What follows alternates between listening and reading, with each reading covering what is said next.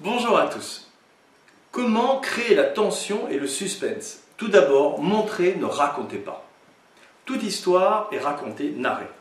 Dans un texte, on peut distinguer trois différents énoncés mots-phrases. Un énoncé rapporté par l'émetteur externe à la fiction, dit extra-diégétique, soit celui de l'auteur.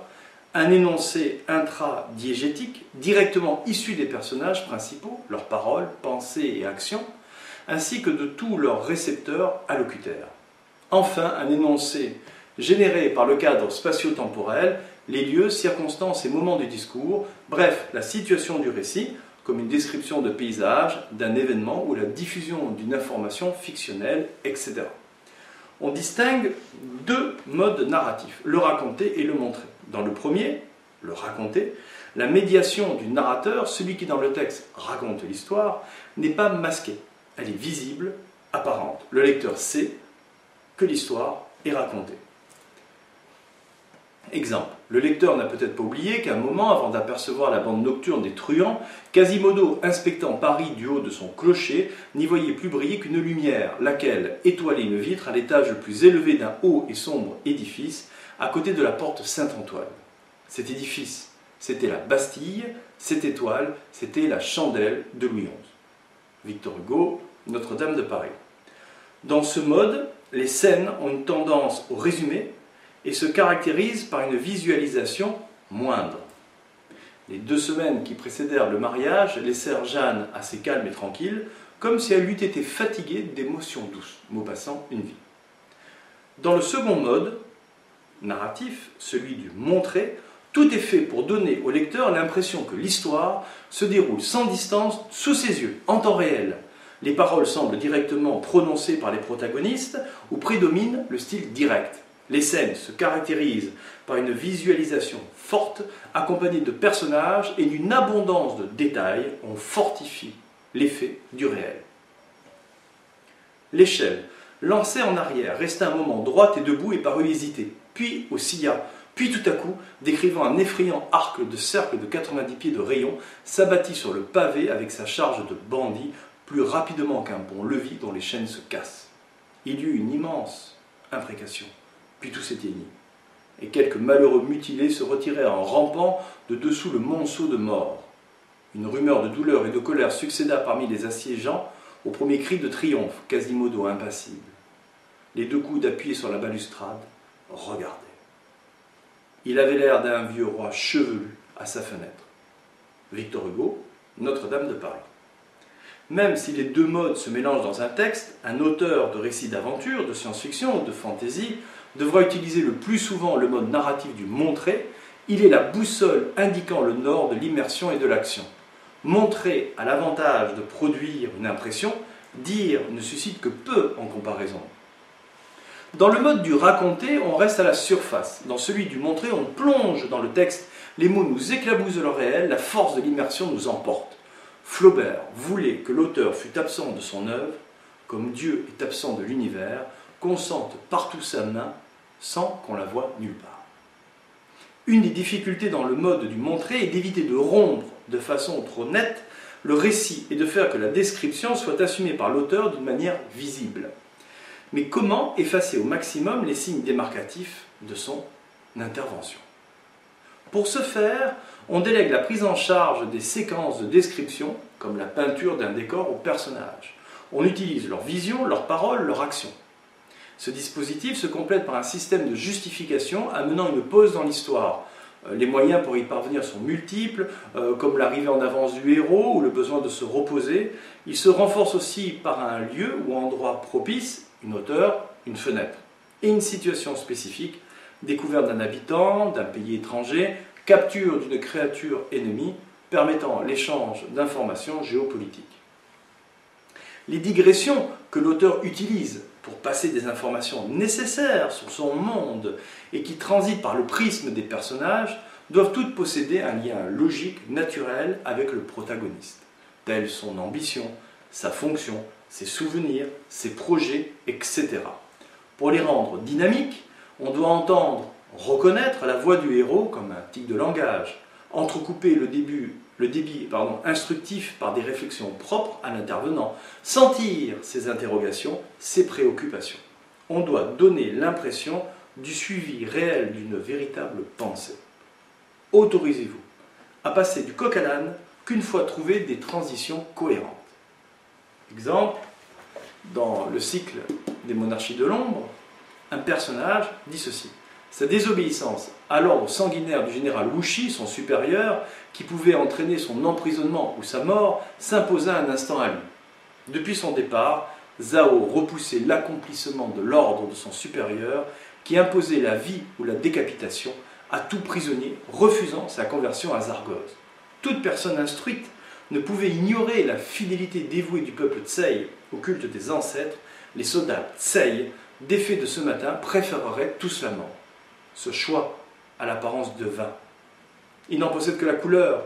Le rouge de l'infamie ornera le front de qui l'exécutera, se dit Zhao. Mais Wuxi reflète parfaitement les mœurs actuelles et l'époque des royaumes combattants. Je dois lui obéir ou mourir. Puis, pour chasser son trouble, Zhao occupa tout son esprit sur les éléments qui rendirent triomphante la troisième armée de Chu, opposée dans la bataille de ce matin aux troupes de réserve de Tsei. Rechercher la possible cellule entre deux éléments distincts et affecter-lui souligner une ressemblance de propos, sens, ou une analogie dans la forme, couleur, image, son, tisser le lien entre l'ici et l'ailleurs. Exemple, en promenade à Paris, la levée subite d'un vent chaud pourrait faire revivre à l'esprit de votre personnage l'air brûlant de cette voiture surchauffée par le soleil lors de son voyage dans l'île de... Pensez que les sujets naissent de la situation, obligent à réfléchir au rapport de similitude entre des objets différents. Par exemple, une discussion animée entre un maître et son élève dans un bar peut par analogie renvoyer à la dernière dispute vieille de 10 ans de votre protagoniste avec son père, et ainsi vous offrir le moyen d'ouvrir sans paraître hors cadre ou digressif sur le passé de votre héros, en ce moment assis à une table et buvant une bière. Les informations que vous donnez sur votre univers ne devraient jamais couper une scène d'action, ni tomber tel un cheveu dans la soupe, mais se déduire des éléments qui entourent et des événements qui arrivent au personnage. L'explication jamais téléphonée, mais coulée de source naturelle. L'on devrait beaucoup s'inspirer de l'analogon, élément faisant partie d'une analogie. Comment créer la tension et le suspense? En faisant qu'on ne se moque pas de vos personnages. Est-ce qu'on se moque du devenir de vos personnages? Si c'est le cas, notre histoire n'a aucun intérêt. Vous auriez dû vous poser cette question au cours de votre écriture. Il faut la revoir. L'avantage avec le principe de la réécriture, c'est que tout peut s'améliorer. Parfois, cela ne tient à rien. Courage. Des personnages forts, acteurs motivés, sont essentiels pour créer une fiction forte. Si les personnages ne fonctionnent pas, l'histoire, le thème et l'intrigue, seuls ne suffiront pas pour emporter l'adhésion du public. Puisque la tragédie est imitation d'hommes meilleurs que nous, il faut imiter les bons portraitistes. Car ceux-ci, pour restituer la forme propre, tout en composant des portraits ressemblants, peignent en plus beau. De même, le poète, lorsqu'il imite des hommes violents, nonchalants ou qui possèdent les autres traits de caractère de ce genre, doit les rendre remarquables, même s'ils ont ses défauts. Un exemple de dureté, l'Achille d'Agathon et d'Homère. Ces mots sont d'Aristote dans la Poétique. La raison pour laquelle une histoire est intéressante est la situation entre son contenu et la vie du spectateur. S'il reconnaît ses propres luttes, ses aspirations et ses propres conflits à l'écran, il suivra l'histoire avec intérêt. Eugène Val, les techniques de l'écriture pour le cinéma et la télévision. C'est dire que le concept le plus important est celui du personnage. L'empathie du lecteur envers le protagoniste doit être provoquée le plus tôt possible afin qu'il s'attache au héros, à ses rêves et à son objectif primordial tout au long de l'histoire. Pour cela, la pitié et la peur sont deux leviers majeurs. La pitié est suscitée par un malheur non mérité, la peur née des mésaventures de ceux qui nous ressemblent. Aristote, la Poétique. Le cœur de l'histoire bat au rythme des personnages et non des événements. La différence entre histoire et intrigue réside dans la distinction conceptuelle entre les actions et les événements. Les actions correspondent à ce que fait un personnage, les événements à ce qui lui arrive. L'histoire consiste en une série d'actions accomplies par les personnages. L'intrigue se constitue par la série des événements qui arrivent aux personnages. Je crois, dit Stephen King, écriture mémoire d'un métier, que l'intrigue est le recours ultime de l'écrivain, alors que le crétin se jette dessus. La situation vient en premier. Je place un groupe de personnages, ou peut-être seulement 2, voire 1, dans une situation plus ou moins désagréable et j'observe comment ils font pour s'en sortir. Mon job ne consiste pas à les aider ou à les manipuler jusqu'à ce qu'ils soient en sécurité. Ça, c'est la bruyante méthode de l'intrigue au marteau-piqueur, mais de regarder ce qui se passe et de l'écrire. Je veux au contraire qu'ils fassent les choses à leur façon. L'histoire est honorable, on peut lui faire confiance. L'intrigue est sournoise, autant la maintenir en résidence surveillée. Comment créer la tension et le suspense? Troisième partie. En rendant son style vivant. Rendre sa scène son style vivant. Travailler à mettre en situation le drame, le rendre vivant, accroît la tension narrative et augmente son impact. La façon d'écrire participe à l'éclat de la tension narrative. C'est amoindrir votre efficacité romanesque que de croire que l'histoire prime sur le style, ou inversement. Ils sont frères et sœurs. Voici une méthode en 14 points. Les tendons du style. 14 éléments que j'ai nommés les tendons du style. Ces 14 éléments ou tendons ont en commun d'être facilement identifiables et analysables. Ils sont le résultat de recherches basées sur les manuscrits Flaubert, Chateaubriand et les pensées de grands écrivains, Stephen King, sur les travaux des essayistes François Richaudot et, bien sûr, de l'extraordinaire Antoine Albalat. Ces éléments, les voici. Nombre de mots par phrase. Verbe terme, répétition, participe présent, conjonction, conjonction de subordination, préposition, pronom démonstratif, pronom relatif, phrase longue, verbe absent, voix passive, voix impersonnelle, participiale.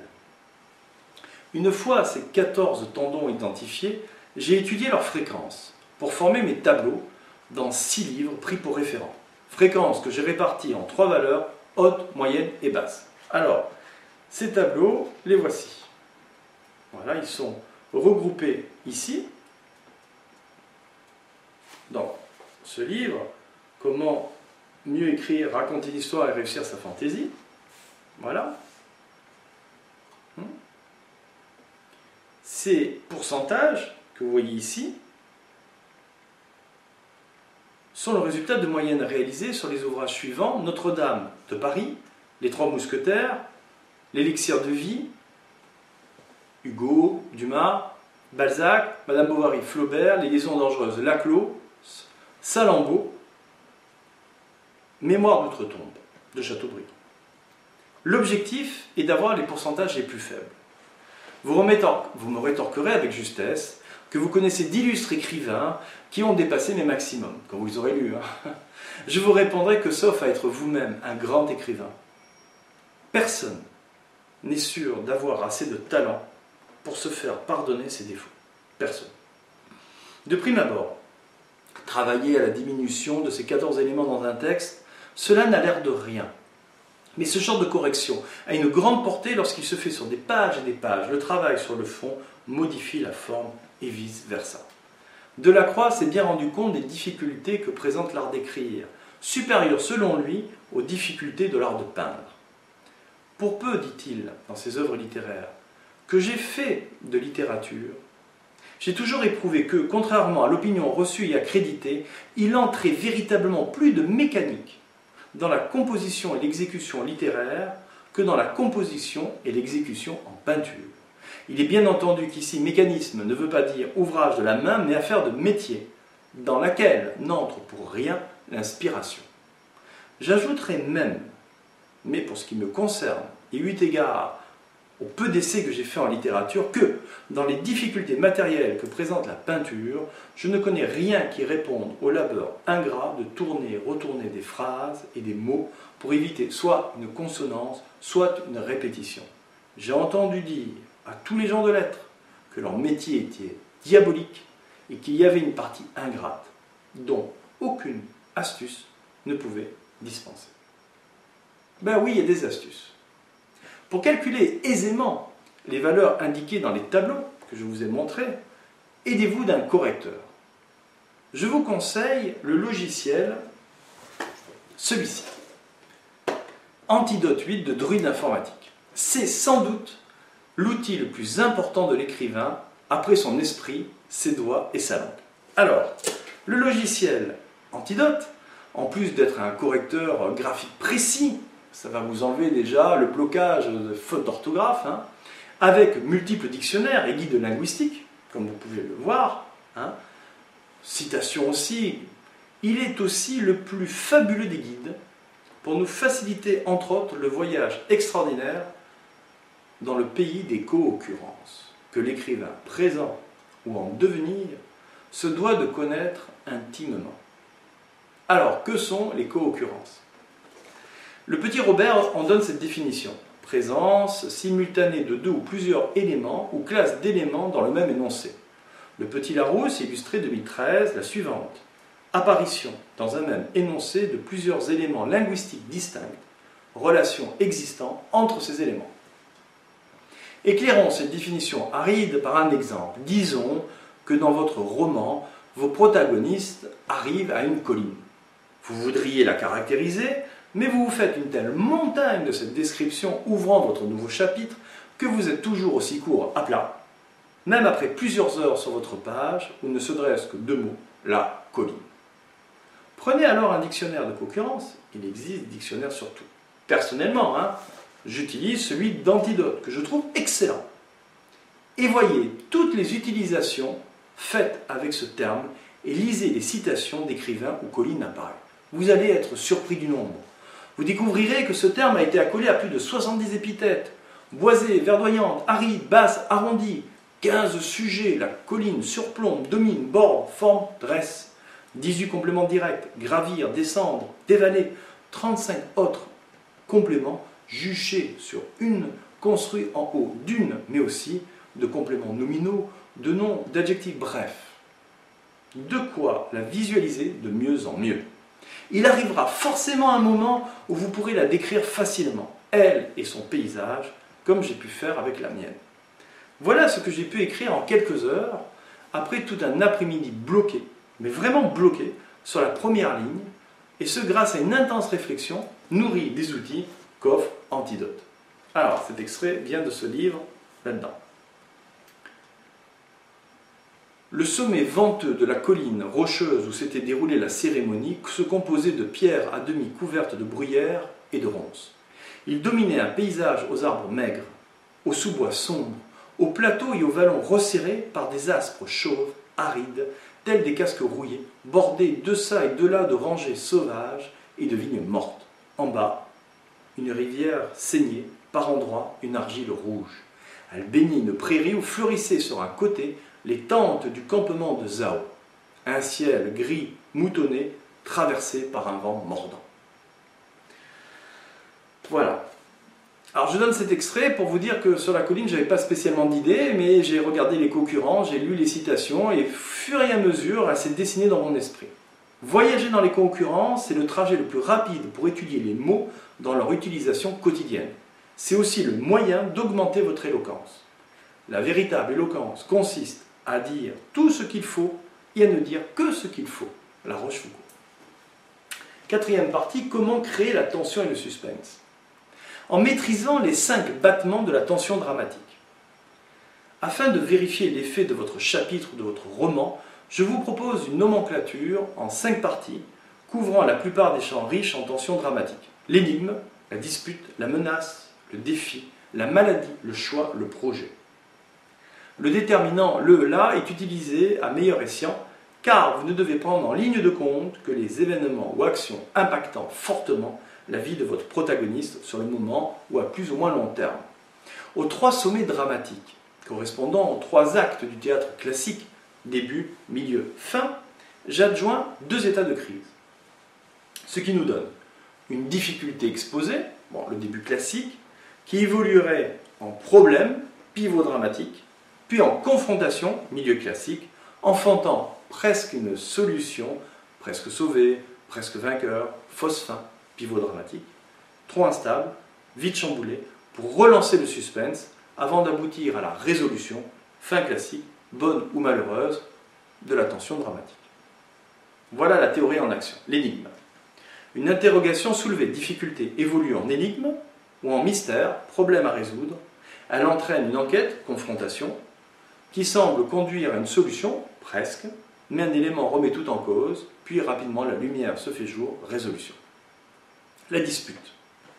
Échange de points de vue contradictoires, difficulté à convaincre. La discussion évolue en franche opposition. Problème. Le discours s'envenime, confrontation.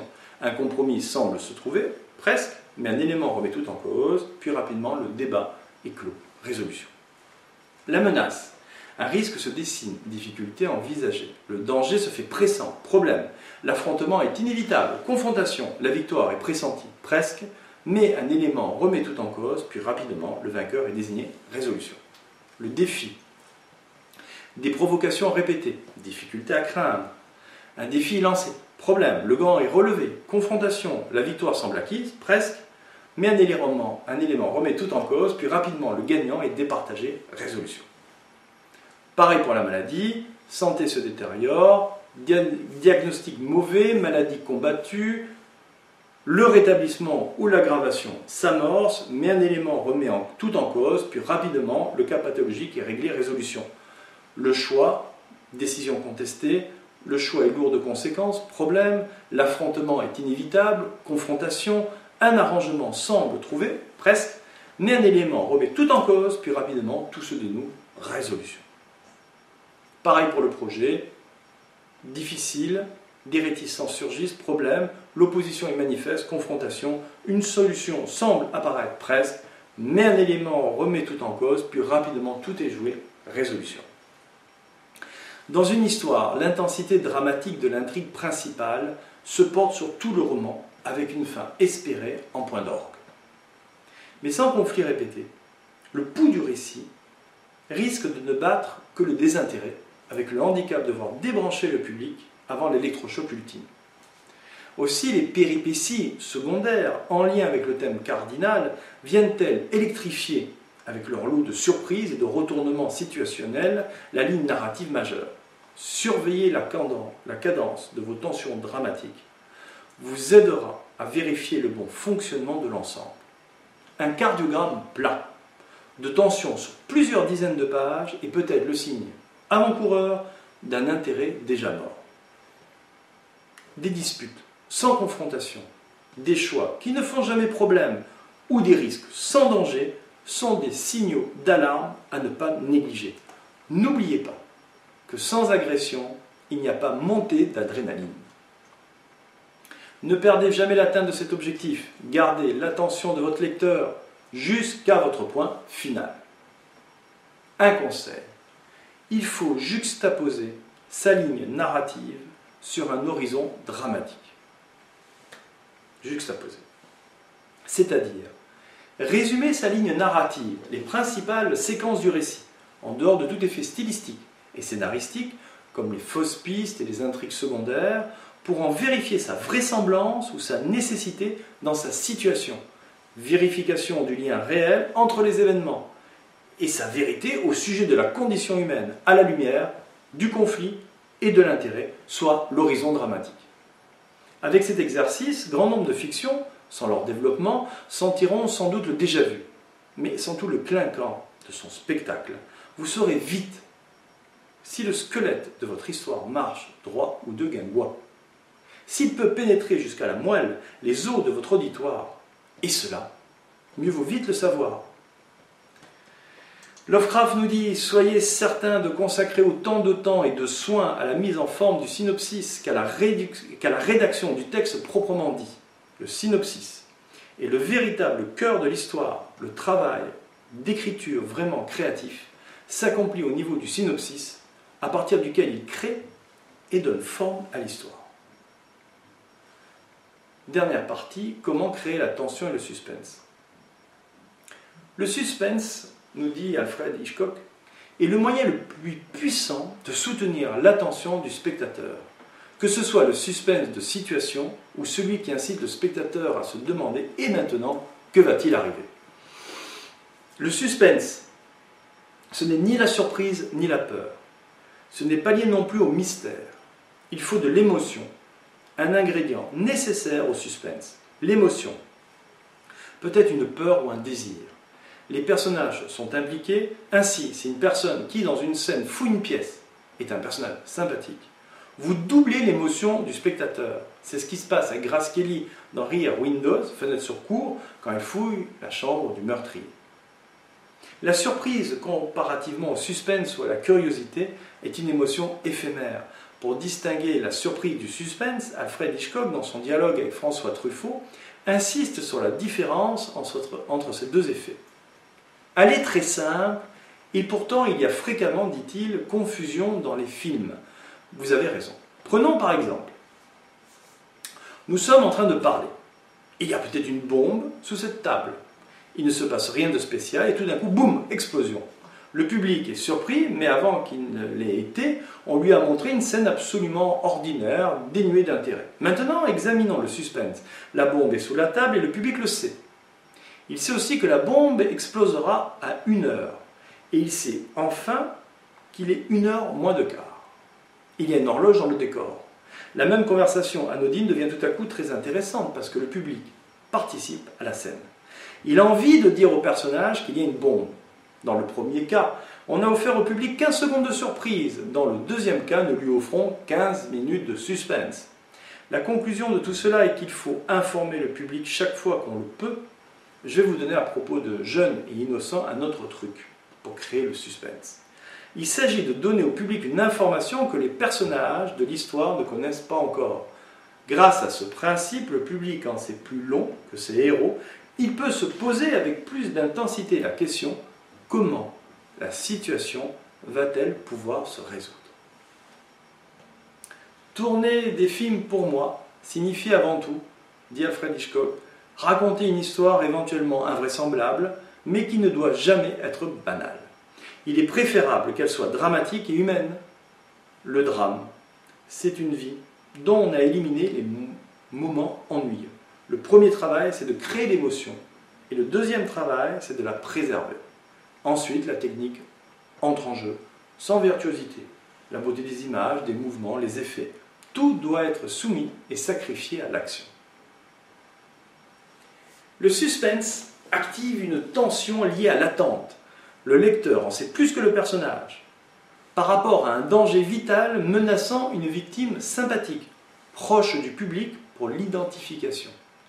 Multiplier les points de vue narratifs pour anticiper les sévices de l'agresseur ou l'angoisse du persécuté, balancée entre espoir et crainte, comme la présence persistante d'un compte à rebours mortel, avec tout ce qui porte sur le rythme, alternance de ralentissement et d'accélération, avec les obstacles, fausses pistes et fuites avortées, font partie de l'arsenal du suspense, où le procédé essentiel de la dramatisation reste la lutte d'abord contre le temps et la destinée, et ensuite contre les adversaires.